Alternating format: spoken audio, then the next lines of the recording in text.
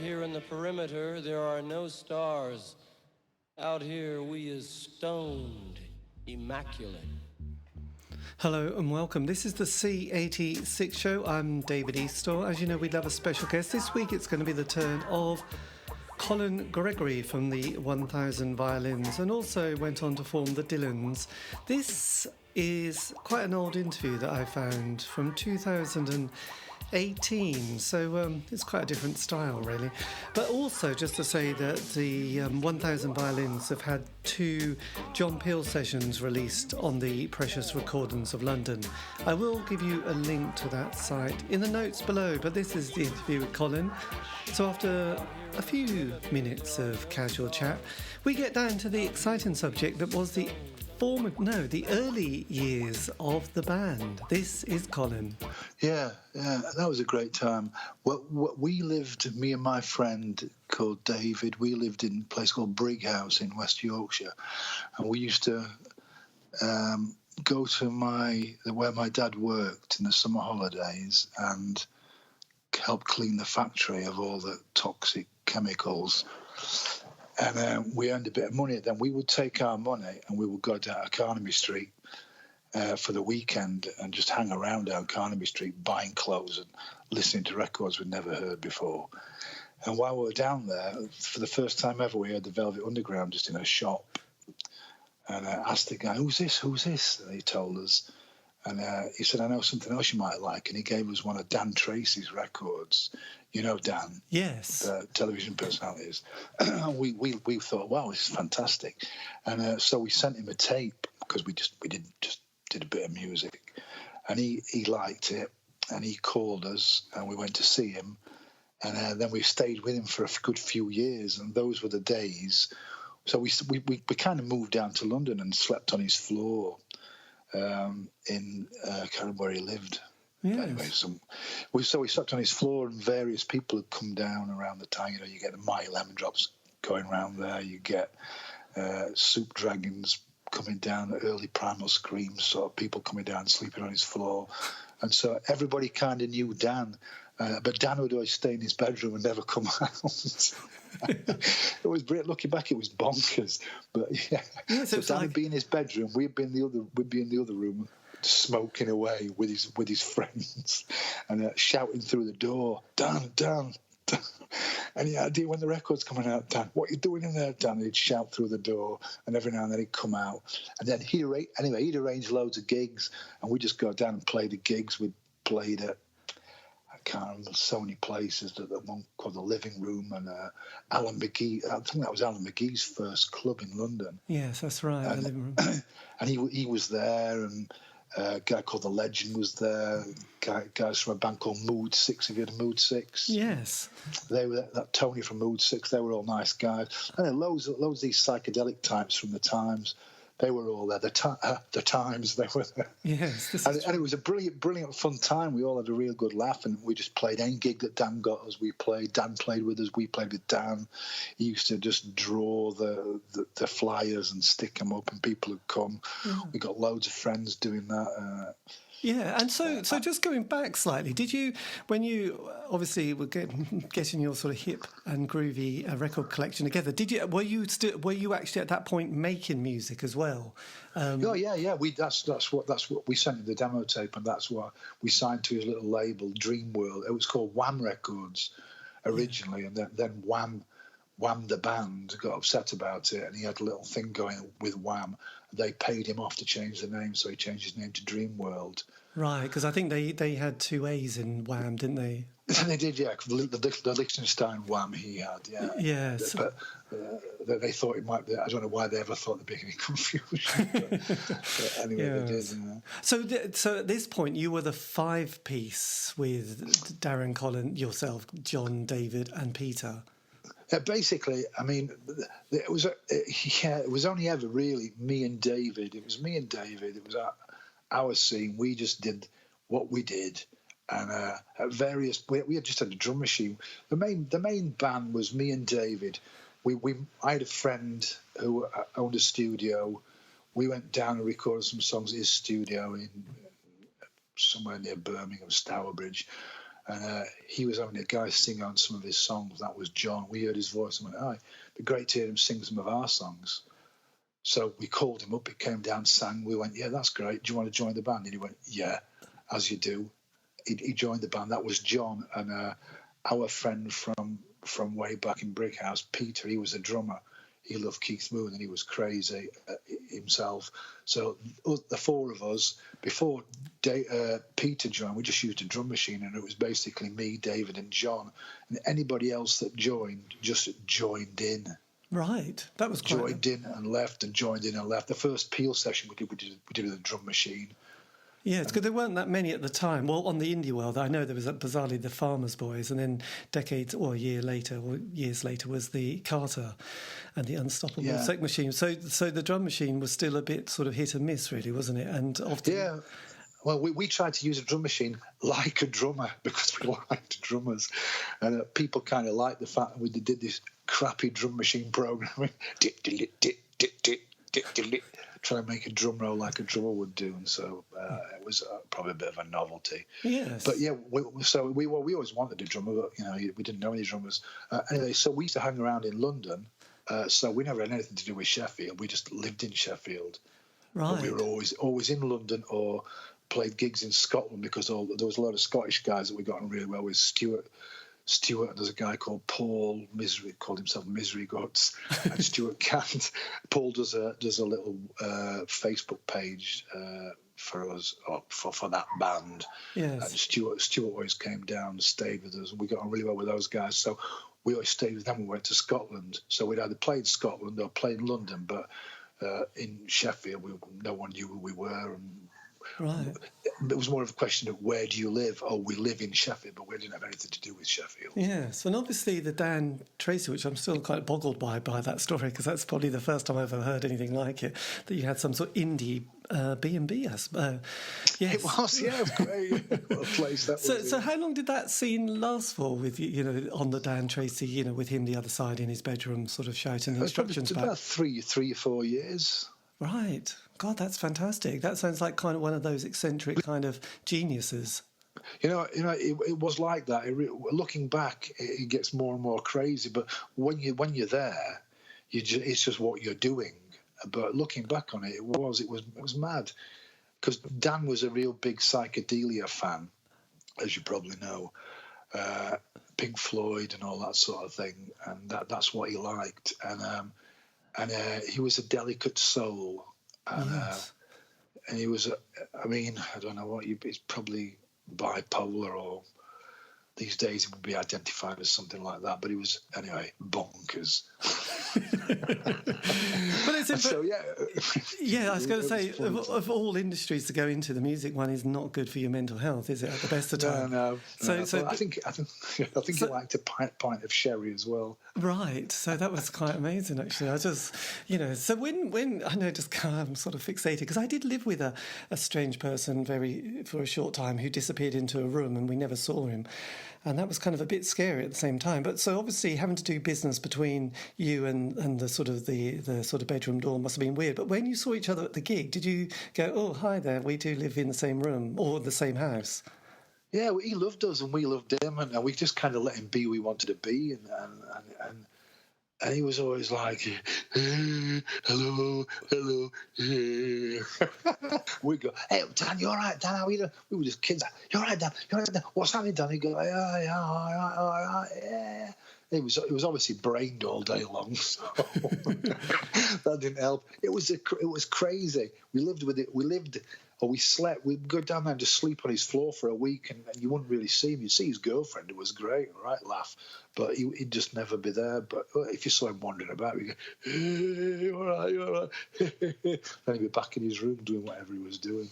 Blimey, that was just the way life was. That was so 80s, wasn't it? I mean, it was, yeah. It was like one of those things, because it was a period, obviously, at that time as well. There was a huge amount of political strife going on, and people were in different gangs, and there was the Red Wedge and the sort of rock against racism and all that kind of world as well. And obviously, we had John Peel, which was a fantastic beacon that kind of held it all together in a weird and wonderful way. Yeah, I think Dan was just bothered about the drugs and staying in the bedroom. Yes, but at the same And so time, were we.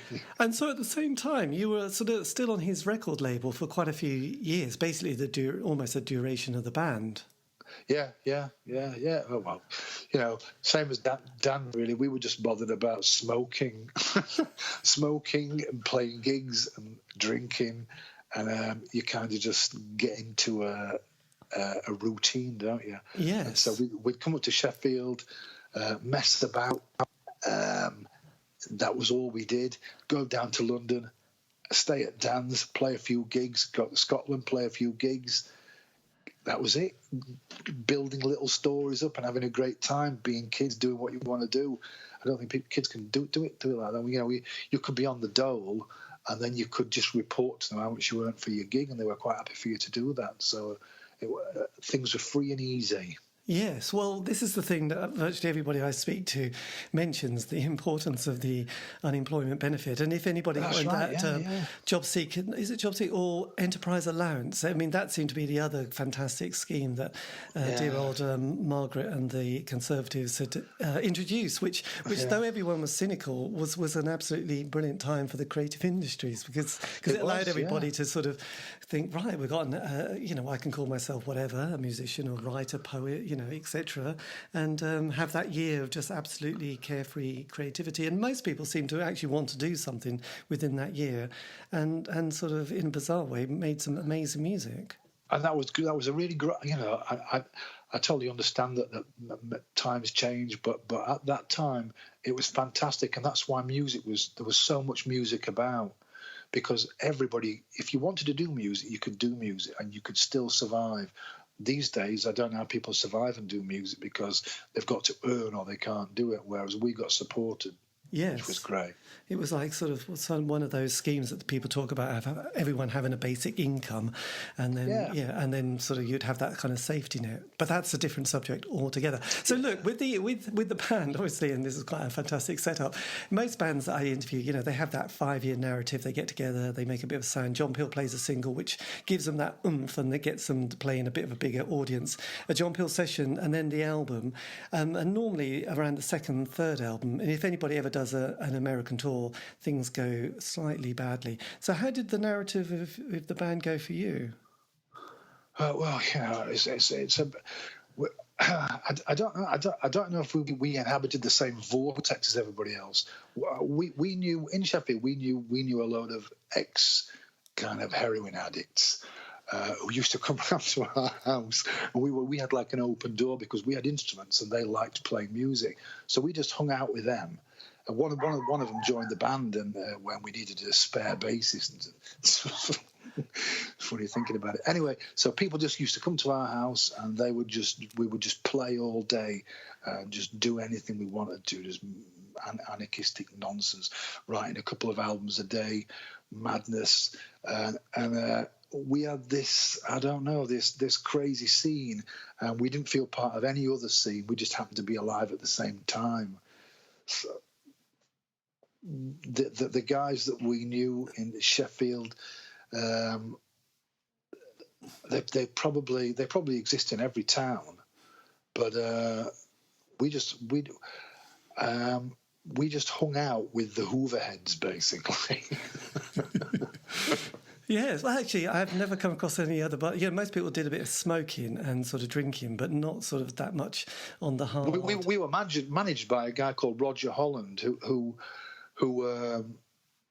worked for Sounds. Remember Sounds? Oh yes, Sounds, Melody Maker, and NME. They were. Yeah, he was a writer for Sounds, and he used to follow us around. He loved us, and we used to hang around with him a lot. And the guys that we did music with in Sheffield, we just used to write nonsense all the time, loads and loads and loads and loads of nonsense, and he loved it. So he wrote a fake review, a full page review in Sounds, called us the Surf Pistols. Said we were the next big thing, gave us a 5-star review.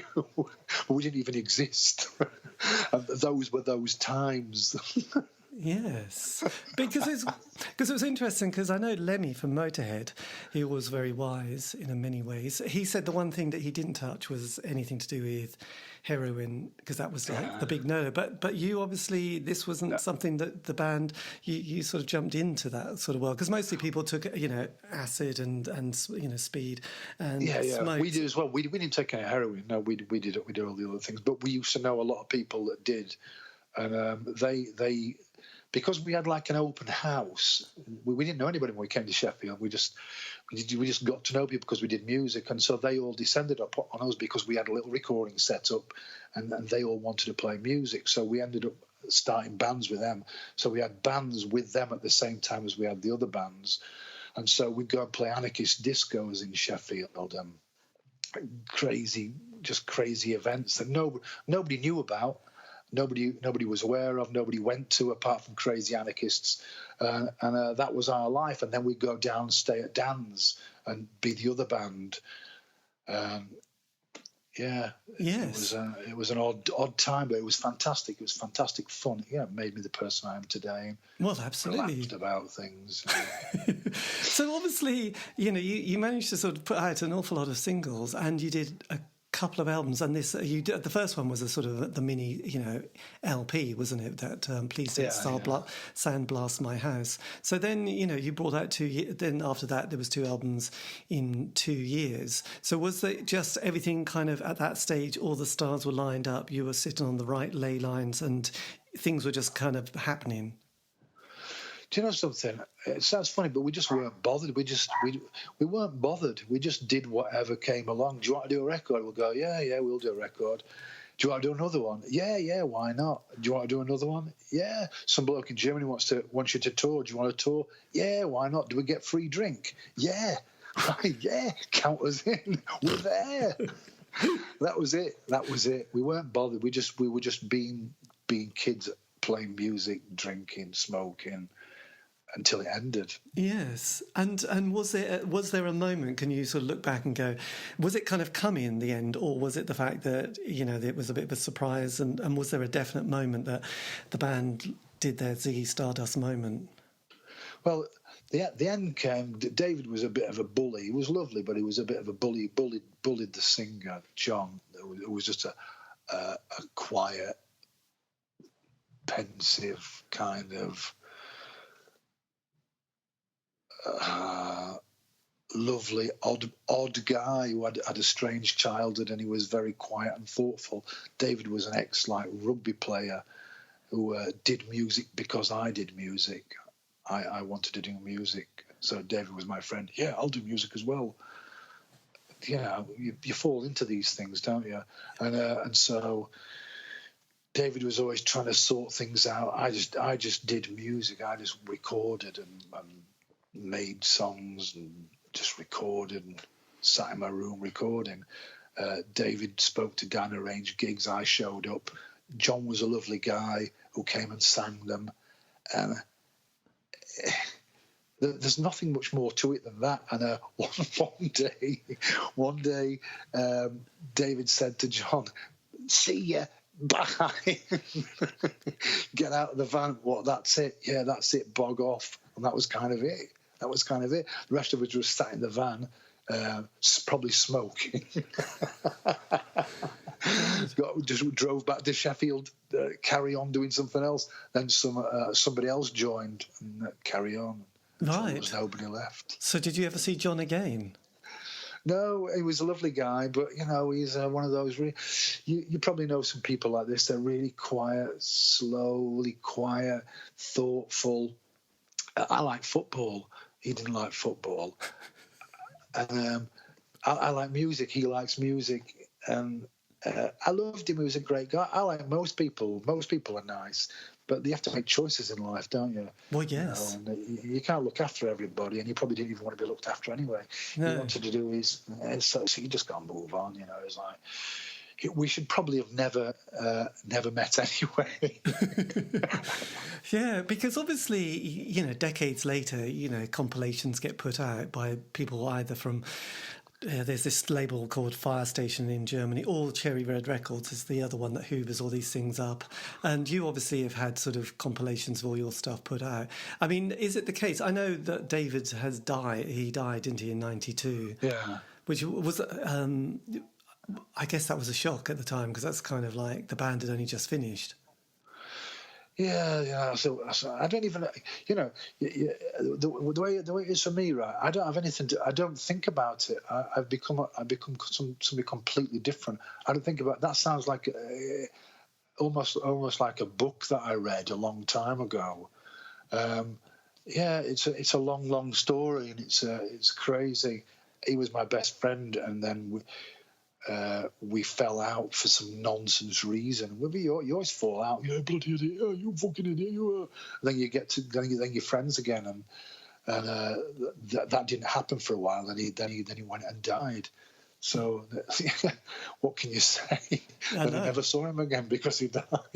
And it sounds it's crazy because he was my soul brother, and he went, and I know we would have made friends again, but we didn't, and it's crazy. Yeah, well, because that was because you broke up in '89, and he died in '92, so it was literally. Yeah, something. You know far more about it than I do. I don't know anything. I don't know anything. People, there's a company called Cherry Red that you mentioned. They released some of the records, and there's a Facebook page. And I don't know anything about these things. I know that John from Cherry Red, occasional.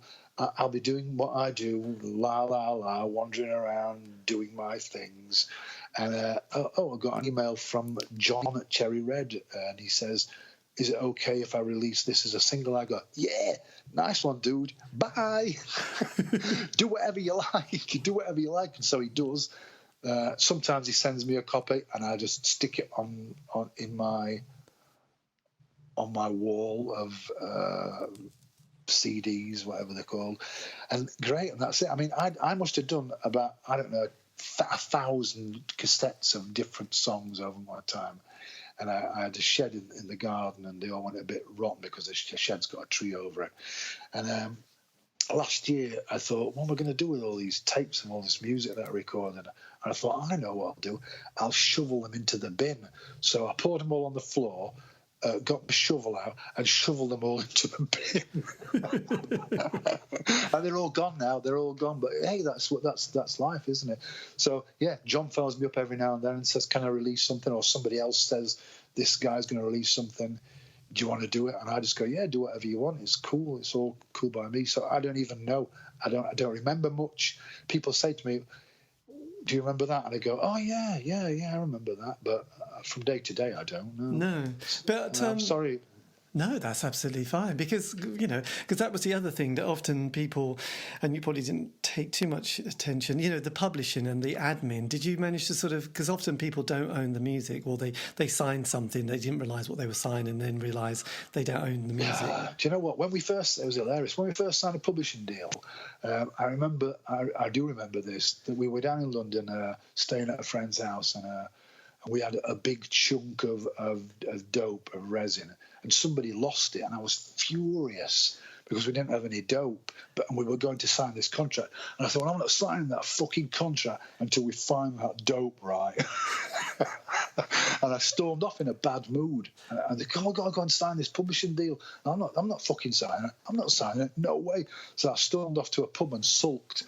And then somebody came and found me and said, "Look, we can't find the dope, but we've got some speed. Will you sign it?" I went, "Yeah, all right. I'll sign it if you give me the speed." So I had some speed and I signed it.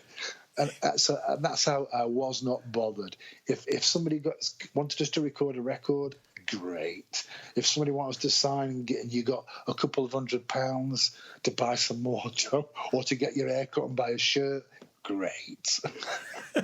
And that was our life.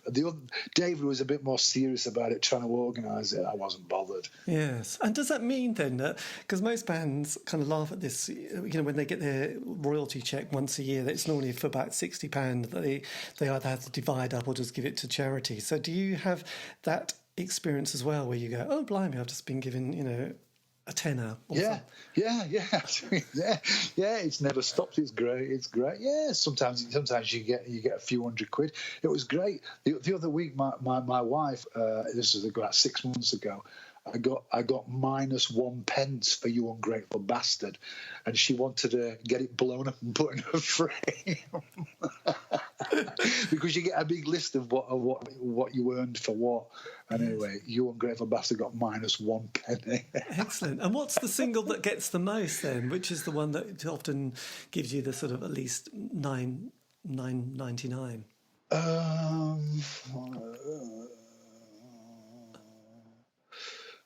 Probably like 1,000 Violins, Halcyon Days.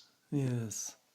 Those ones, yeah. Because obviously you were talking, it sounds like a lot of, I suppose it was very 80s really, wasn't it? A lot of sort of carefree excitement and enthusiasm and a certain amount of politics thrown in as well. But then obviously there were because there was another character in the band who's a bit strange as well, isn't there? Vince. Excuse me. Yeah, Vince. Well, John had left, and so you need to sing. People apply, and people, you sit down and they come and they sing.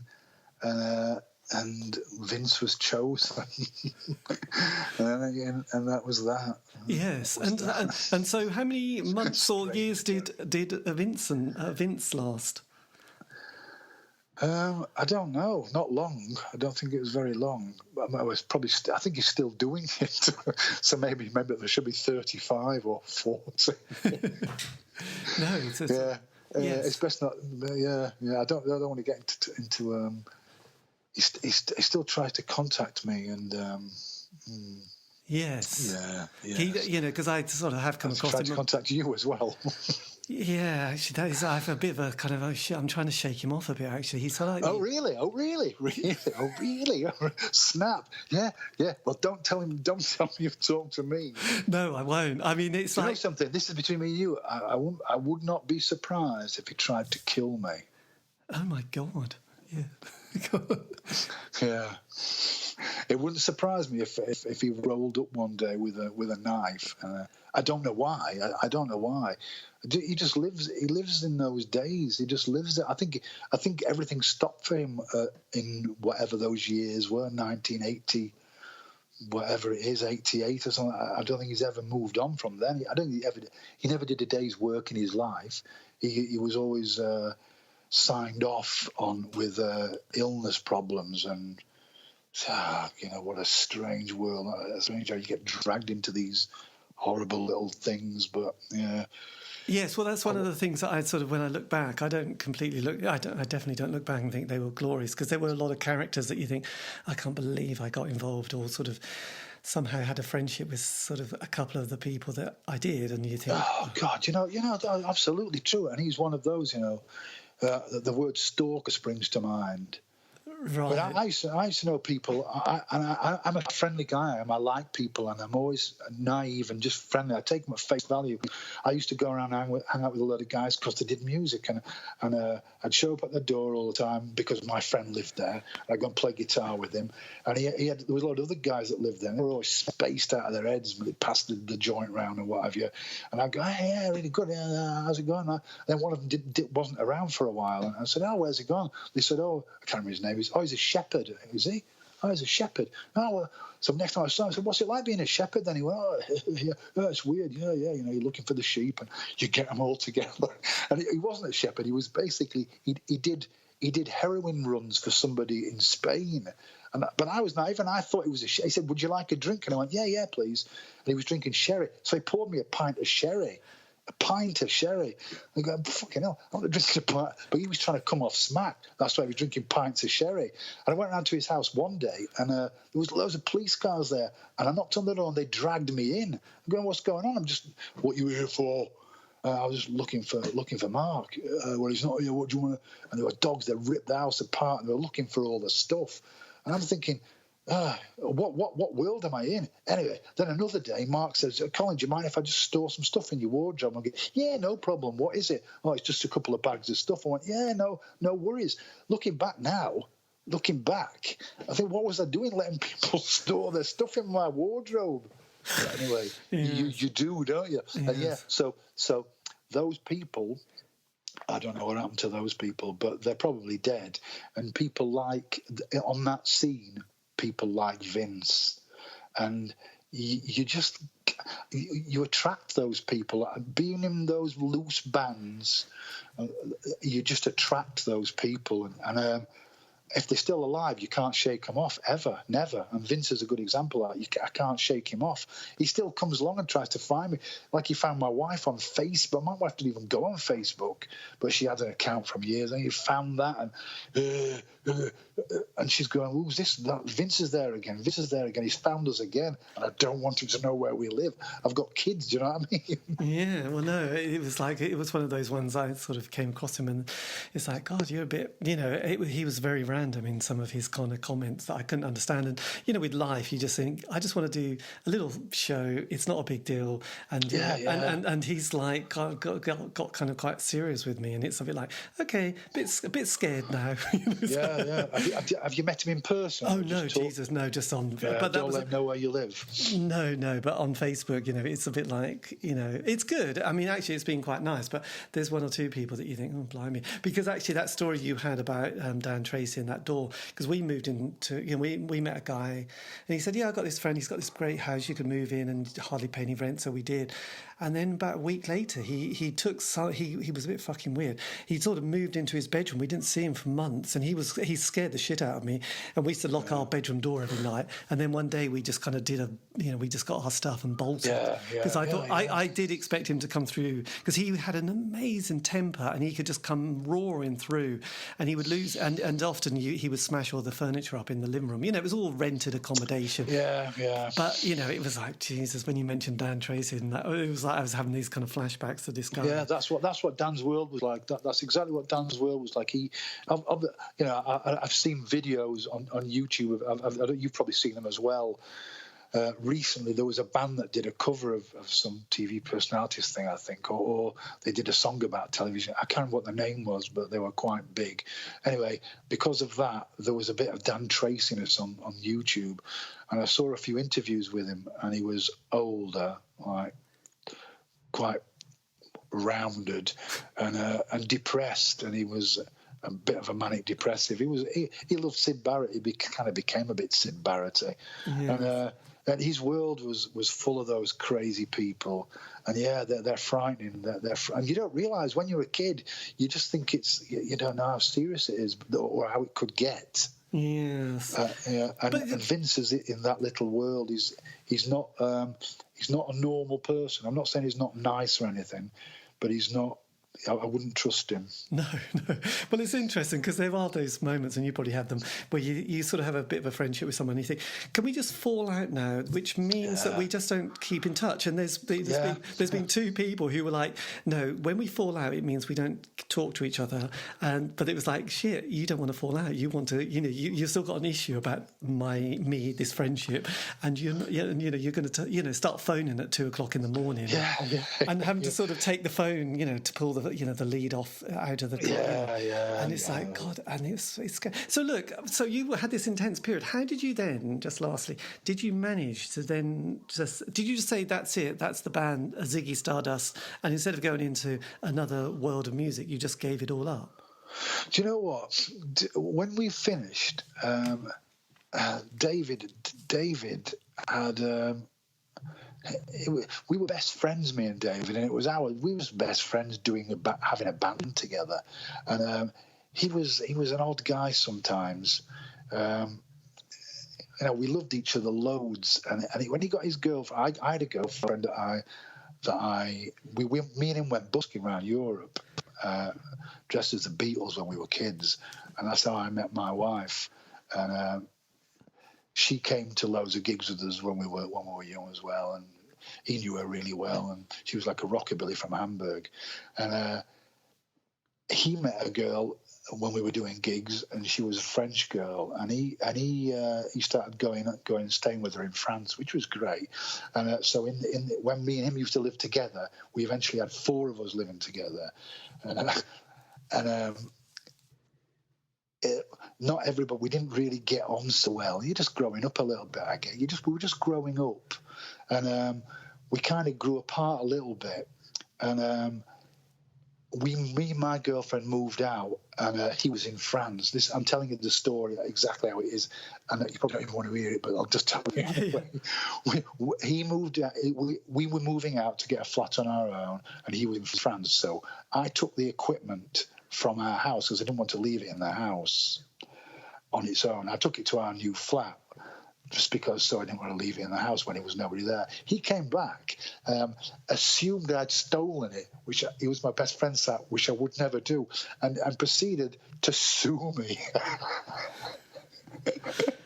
So which was great. So he sued me, and I got a solicitor's letter saying David wants half the equipment. You owe him half the equipment, or you're being sued. So I thought, you fucking arsehole. What are you fucking doing, you arsehole?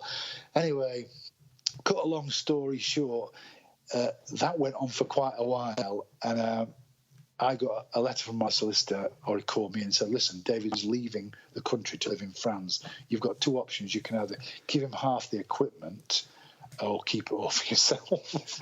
So I just gave him half the equipment and said, you take half the equipment. I never wanted to do that. And he just went. I dropped half off at the solicitor. He came, picked it up, and he went into the distance, and then we never saw each other again, and he died. And that's how it. And because I was starting another band, because there were some guys that liked the Violins, and they used to come around to the house going, hey, we like your band, can we cover your songs? Yeah, you can do what you want. And so I started a band with them, which he didn't like, he was jealous of, and so it just fell apart, as things do, you know. Yes. But then this is the Dylans you formed. Yeah, so I just did that, and I played bass because they didn't want to play bass. I sang because they didn't want to sing. Same philosophy again. Let's just make some music for a laugh. Yeah, let's. So that's what we did. Same principle again. I wrote everything in the other band, and I wrote everything in that band, just because I used to love music, and I just wanted to play my guitar, and that was it. Yes, and then And so when that finished, was that the point where you said, that's it, I've had enough of the rock and roll life? Yeah, I used to chase everybody up to say, let's get some practice, let's practice. And when you're hanging around with a load of druggos that can't get together, you're having to drive around and pick everybody up to practice the songs. You're thinking, and there's only you sat in front of a 3-bar electric fire waiting for the druggos to turn up to practice. I thought to myself, something, I don't know how much more of this I can take, just sitting here writing and waiting for the guys to show up. So I just walked out of the practice room door, and it was in Sheffield, and there were a load of like steel type guys there that made little wooden pattern things for steel molds. And I always got on really well with them because they were lovely guys, and it was where we practiced. And I said, hey, have you got any jobs? And he went, oh, no, I haven't, mate, but if I hear anything, I'll let you know. And that was like a revelation. I thought, oh, that means I could get a job if I want. So I went and got a local paper, looked in it, and it said, do you like rock and roll? Do you love music? Yeah. So I thought, that's me. So I went and saw this bloke, and he sent me around Sheffield trying to flog 2 meals for the price of one. So I did that for a month, and then I did my head in. So then I tried to sell Hoovers for a month. Did that for a month. That did my head in. It was mental. What a mental life that was. Hilarious. In these mad council houses, trying to flog these £1,000 Hoovers, and having blokes coming out of the bath. You try to shag my wife. Chasing me out of the door. You fucking little bastard. Running down the road with £1,000 Hoover. And after that, I thought, I've got to do something. Anyway, then I got a job at HMV, which obviously music, and I loved that. And I worked really. I'm a hard-working guy. Worked really hard. Ended up becoming a manager of a shop, and then a regional manager. I made loads of friends, lovely people, involved in music but selling it to people. It was great fun. And then I met the guy who was one of my managers, who wanted to open a coffee shop, and I did that with him. That's what I do these days. Excellent. And so we're well known in our little shops for playing great music. So we play music all day because we've got a coffee shop. We can play what we want, so we play cool music. Fantastic. And are you still? We don't mind stopping somebody when they come in. And when All Along the Watchtower, Hendrix guitar solo comes on in the middle, turn it up full blast while serving them a cappuccino. You don't mind this really loud wang? And that's our little coffee shop. Excellent. Are you still based in Sheffield? Yeah, I live in Sheffield. Yeah. Brilliant. Well, God. So in a way, it's you. You're one of the great rock and roll survivors, aren't you? Really. I am one of the great rock and roll survivors. Yeah. I know if I'd have carried on doing it, it would have killed me. If I hadn't stopped, I would definitely not be here. Yes. I had to make it. When my wife moved over here from Germany, and I used to hang around with such a lot of druggo people, and she never did anything, and I had to make a choice whether I went with her or whether I went with the druggos, and I chose her. And if I hadn't, then I wouldn't be here. Yes. You serving coffee. Yeah, which is cool. I don't mind what I do. I've cleaned toilets. I'm not bothered. I've sold records. I've played in front of loads of people. I've been to Japan and the USA, toured Germany, God knows how many times, played thousands of gigs. People say, "Do you want to go again?" I don't do anything anymore. I had my life turned upside down. I lived in the nights, and I slept at daytime whenever I slept, and I managed to survive. And I've been to so many gigs and done so many gigs that I've overdosed on gigs, and I don't understand anymore why you'd want to do that, but hey, people do. I've done my time. And that, dear listener, is roughly the end of the interview, apart from a little bit more casual chat, which not sure how interesting that next bit is. But anyway, look, a massive thank you to Colin for giving me the time for that. Like I said, quite an old recorded interview from the 1000 Violins and also the Dylans. This has been the C86 show, David Eastaugh. If you want to contact me, you can on those social media platform sites. Also, I've interviewed, all the interviews I've done have archived on Spotify, iTunes, Podbean. It's true. Have a great week. Stay safe.